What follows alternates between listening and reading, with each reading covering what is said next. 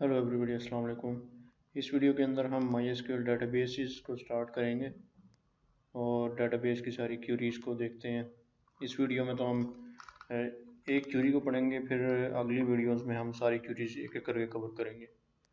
Okay, सो सबसे पहले हमने क्या करना है, ब्राउज़र ओपन करें और यहाँ लिखें local host /php my admin और एंटर कर दें। इससे एक डेटाबेस का पैनल ओपन हो जाएगा। इसके अंदर डेटाबेस के टैब पर क्लिक करके यहाँ एक न्यू डेटाबेस क्रिएट कर लें। सपोज़ मैं ट्यूटोरियल्स के नाम से एक डेटाबेस क्रिएट कर लेता हूँ और इस डेटाबेस के अंदर आ जाएं। यहाँ पे ये डेटाबेसेस की लिस्ट है, इसके अंदर ये ट्यूटोरियल्स की डेटाबेस क्रिएट हो गई। इसके ऊपर क्लिक करके हम इसके अंदर आ गए। अब हमने जो भी यूज़र सबमिट करेगा, सपोज़ हमारी वेबसाइट में कोई यूज़र रजिस्टर हो रहा है, तो जब वो रजिस्टर करके साइन अप अपना ईमेल एड्रेस डालेगा तो वो आके इस डेटाबेस के अंदर उसके सारी इन्फॉर्मेशन आके सेव होगी।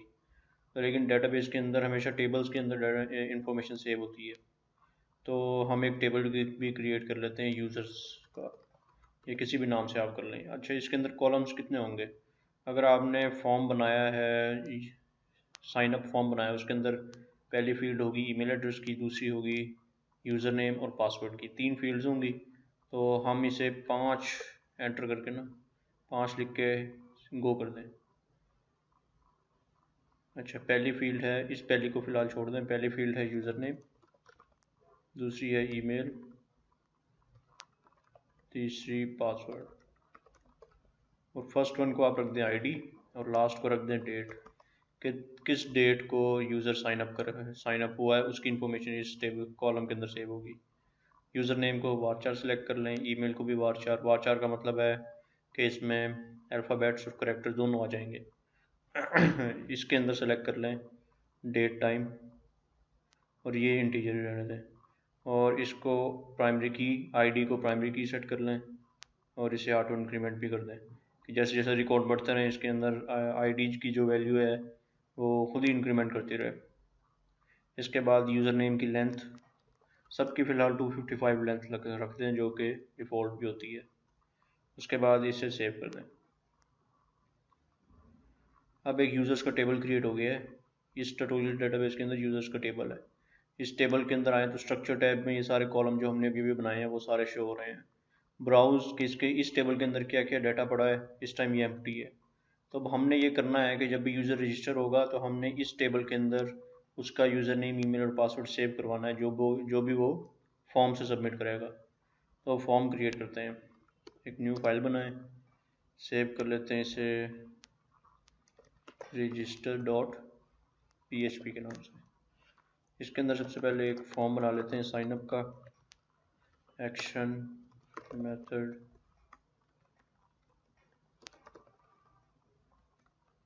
और मेथड इसका पोस्ट होगा। थोड़ा सा टेबल के अंदर बना लेते हैं ताकि अरेंजमेंट ठीक रहे।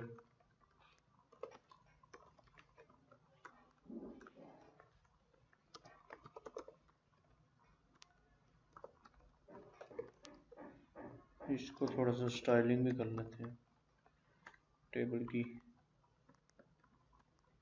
और TR और TDs,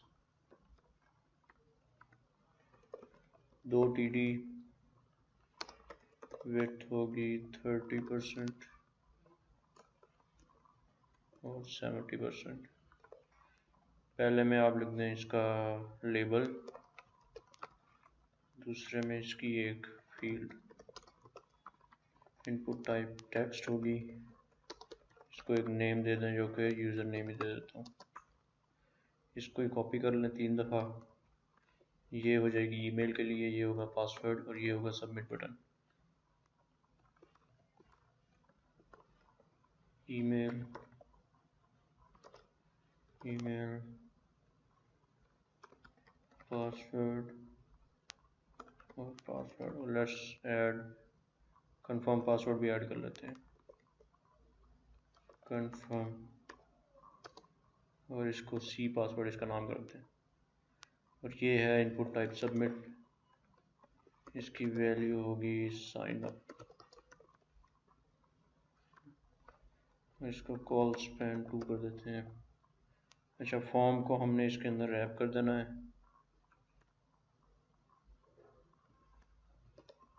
और ये तकरीबन हमारा फॉर्म रेडी है। इसे ब्राउज़र में ओपन कर लेते हैं, register.php। तो ये हमारा फॉर्म है। जब मैं सबमिट करूँगा तो ये, अगर मैंने यहाँ एक्शन के अंदर कुछ नहीं लिखा तो इसका मतलब ये इसी पेज पे सबमिट हो जाएगा, जो कि है register.php। तो इसी पे ही हम हैंडल कर लेते हैं इस फॉर्म को। ऊपर इसके PHP लिखना शुरू कर दें। पहली फील्ड है यूज़र नेम, वो होगी ऐसे, जो भी यूज़र सबमिट करेगा वो यूज़र नेम के वेरिएबल के अंदर सेव हो जाएगा। ईमेल, पासवर्ड और कंफर्म पासवर्ड। ईमेल, पासवर्ड और सी पासवर्ड। ओके, हमारे पास 4 वेरिएबल्स आ गए जिनमें जो भी यूज़र ने सबमिट किया वो इन चारों में सेव है। अब हमने क्या करना है, डेटाबेस में डाटा सेव करवाना है। कैसे सेव करवाना है, यहाँ पे जाएं SQL टैब के अंदर और यहाँ पे इंसर्ट के बटन के ऊपर क्लिक कर दें। तो ये क्यूरी आ गई है, इस क्यूरी को कॉपी करके यहाँ पेस्ट कर दें।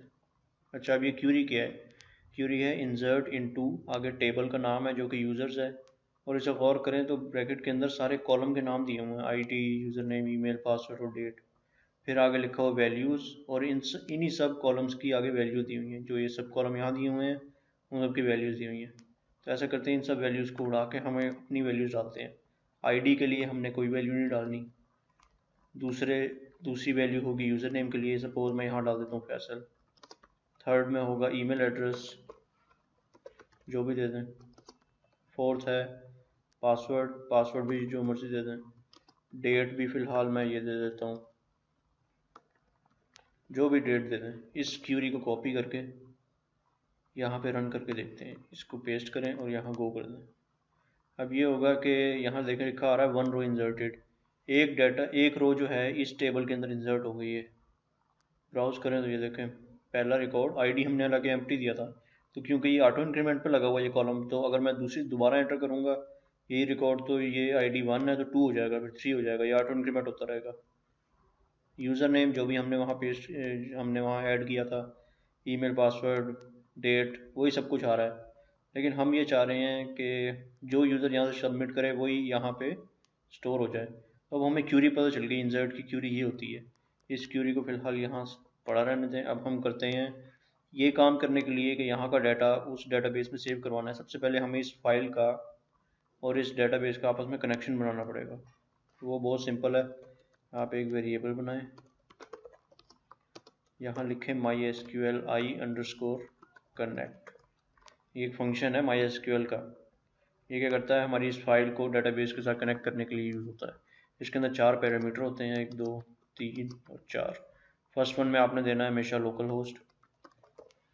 दूसरे में आपने देना है रूट का मतलब है यूज़र नेम, जो कि यहाँ से आ रहा है। प्रिविलेजेस में जाएँ आप तो ये यूज़र्स पड़े हैं सारे, नया यूज़र भी बना सकते हैं अकाउंट, लेकिन ये सारे ऑलरेडी पड़े हैं। जब हम ये फर्स्ट वन नहीं, बाकी ये 3 पड़े होते हैं जब भी हम ज़ैम्प इंस्टॉल करते हैं। तो इनका यूज़र नेम हमेशा रूट होता है, और हम ये वाला यूज़ कर रहे हैं, यूज़र नेम रूट है और लोकल होस्ट इसका होस्ट नेम है। तो फर्स्ट वन में आपने होस्ट नेम देना है और यहाँ यूज़र नेम, और ये अगला पासवर्ड होता है, जो कि रूट का पासवर्ड हमेशा कोई कुछ भी नहीं होता है, एम्प्टी होगा, जो कि ज़ैम्प का बाय डिफ़ॉल्ट है। अच्छा, उसके बाद फोर्थ में आपने देना डेटाबेस का नाम, जो कि हमने बनाया था ट्यूटोरियल्स, ये डेटाबेस का नाम है। तो ये चीज़ें आपने देनी है और बस एक लाइन से जो है डेटाबेस का कनेक्शन बन जाएगा। अब एक लाइन और लिखनी है इस क्यूरी को रन करने के लिए। वो फंक्शन है mysql i_query। तो ये सब कुछ mysql i से ही शुरू होगा और आगे अंडरस्कोर आएगा। आगे बस फंक्शन का नाम चेंज होता रहेगा। जैसे इसमें हमने डेटाबेस से कनेक्ट करना है तो कनेक्ट है, हमने क्यूरी को रन करना है तो क्यूरी है। अब इसके अंदर ये पूरी क्यूरी यहाँ से कट करें और यहाँ डबल कोमो के अंदर पेस्ट कर दें, बस। अब ये क्यूरी भी चलेगी, लेकिन एक चीज़ और कि इस नाम को कॉपी करें और यहाँ पे पेस्ट करके कोमा डाल दें। यानी कि 2 पैरामीटर आएंगे इस फंक्शन के अंदर। फर्स्ट पैरामीटर जो होगा कनेक्शन कौन सा है, सेकंड पैरामीटर में वो असल क्यूरी आएगी जो आप रन करना चाह रहे हैं। अच्छा, अब अगर मैं इसको सबमिट करता हूँ, अच्छा अभी इन्हें इग्नोर करें, ये मैं अभी एरर्स ख़त्म करता हूँ थोड़ी देर में। मैंने यहाँ पे कुछ भी टाइप किया और सबमिट किया, और यहाँ आके देखें तो यहाँ दूसरा रिकॉर्ड आ चुका होगा। ठीक है, ये दूसरा रिकॉर्ड आ गया है, लेकिन जो हमने यहाँ पे नाम सेव किए हैं, जो यहाँ पे हमने वैल्यूज़ दी हैं, वही सारी आ रही हैं। हम चाह रहे हैं जो यूज़र ने सबमिट की है वो है। आपने सिर्फ क्या करना है, इस फैसल की जगह ऊपर से जो यूज़र नेम आ रहा है इस वेरिएबल के अंदर जो भी पड़ा हुआ है वो यहाँ लिख दें, यहाँ पे ईमेल लिख दें, यहाँ पे पासवर्ड। ठीक है, बस अब इस पेज को अगर मैं दोबारा से सबमिट करूँगा, इसको दोबारा सबमिट करते हैं, ABC या जो भी डाल के और एंटर करें। अब आप यहाँ पर देखें तो जो भी मैंने फॉर्म में डाला है वो सेव हुआ है। अच्छा, इसी लाइन को इग्नोर करते हैं अभी, और जो भी एक्स्ट्रा रिकॉर्ड आ रहे हैं उसे इग्नोर करें, मैं बताता हूँ उसका क्या मसला है। तो ये डाटा अब आ रहा है, सिर्फ अब डेट का इशू रह गया है कि डेट हमने डायनामिक नहीं है, यानी जो हमने जो यहाँ डेट डाली है वही आ रही है। हालांकि आज जो डेट है, जिस टाइम जी यूज़र रजिस्टर कर रहा है वो डेट आनी चाहिए। तो आपने क्या लिखना है, यहाँ नाउ फंक्शन लिख देना है, नाउ और ब्रैकेट्स। अब अगर मैं एक और ट्राई करता हूँ तो अब आप देखें ए सबमिट करें, ए की वैल्यू मैंने सबमिट की है, तो अब यहाँ पे डेट भी सही तरीके से आ रही है। ठीक है, डेट आ रही है और टाइम भी आ रहा है। अच्छा, अब ये जो एम्प्टी रो इंसर्ट हो रही है, इसकी मैं वजह बताता हूँ। इसकी वजह ये है, जब भी मैं पेज रिफ़्रेश करता हूँ ना तो ये वाली क्यूरी रन हो जाती है और इसमें कोई डाटा तो पड़ा नहीं होता, तो वो एम्प्टी वैल्यूज़ इंसर्ट कर देती है डाटाबेस में। तो हमने सिर्फ ये करना है कि इस नेम, इस जो सबमिट बटन है इसको एक नेम दे दें। सपोज मैंने इसको नेम दे दिया सबमिट का ही, और यहाँ पे एक चेक लगा दें, इफ़ इस सेट $_post। इसका मतलब है अगर इस सेट और इस सेट, इसको आप यूँ भी पढ़ सकते हैं, इस सेट, इसका मतलब है इफ़ कि ये जो $_post सबमिट की वैल्यू अगर सेट हो चुकी है, सेट होने का मतलब है कि यानी किसी यूज़र ने उस सबमिट के बटन के ऊपर क्लिक किया है, तब ये वाला कोड चले जो हम इसके अंदर लिखेंगे। वो कोड क्या है, वो ये सारा कोड है। इस पूरे कोड को कट करें, इसके अंदर पेस्ट कर दें। अब जब भी यूज़र सबमिट के ऊपर क्लिक करेगा तब डाटाबेस में क्यूरी जाएगी, वरना नहीं जाएगी। अगर मैं अब इसे रीलोड करता हूँ तो आप देखें अब कोई रिकॉर्ड नहीं गया होगा, जितनी मर्ज़ी दफ़ा कर लें, जब तक मैं यहाँ सबमिट नहीं करूँगा। और अब वो वाले एरर्स भी ख़त्म हो गए जो शुरू में आते हैं। अब यहाँ पे एक रो इंसर्ट हो गई होगी। अच्छा, तो ये है तरीका इंसर्ट की क्यूरी का।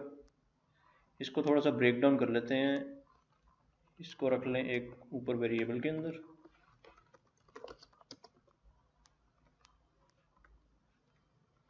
ओके, तो इस क्यूरी को आप, एक तो ये तरीका है क्यूरी लिखने का, दूसरा एक और तरीका भी है, वो इससे भी आसान है। आपने क्या करना है, $क्यूरी का एक वेरिएबल बनाएं, इसके अंदर लिख दें इंसर्ट इनटू, आगे टेबल नेम जो कि है यूज़र्स, आगे लिख दें सेट स्पेस, और हर कॉलम की value user name should be equal to $user name, फिर आगे कोमा डालें, आगे email equal to $email, password equal to $password, और फिर डेट इक्वल टू नाउ। ठीक है, तो अब ये इससे भी छोटी क्यूरी बन गई, इसको कमेंट कर दें तो अब ये वाली क्यूरी चलेगी, यहाँ पे ये वाली क्यूरी लिख दें। ठीक है, तो अब अगर मैं सबमिट करता हूँ तो अब भी ये चलेगा। सबमिट करें तो अभी भी डाटा जा रहा है। अब हाँ, अब ये वाली क्यूरी चल रही है जो कि इससे भी ज़्यादा ईजी है कि आपने यहाँ कॉलम नेम देना है और साथ ही उसकी वैल्यू बता देनी है कि उसके अंदर कौन सी वैल्यू सबमिट होनी चाहिए। कॉलम नेम, उसकी value, column name value, column name value. तो ये ज़रा और आसान तरीका है, थोड़ा इजी है, समझ आने वाला है। अच्छा, तो अभी बाकी मैं चीज़ें चेक नहीं बता रहा, अभी सिर्फ हमने इंसर्ट की क्यूरी देखी है। अगले में देखते हैं सेलेक्ट की क्यूरी को। See you in the next video, good bye.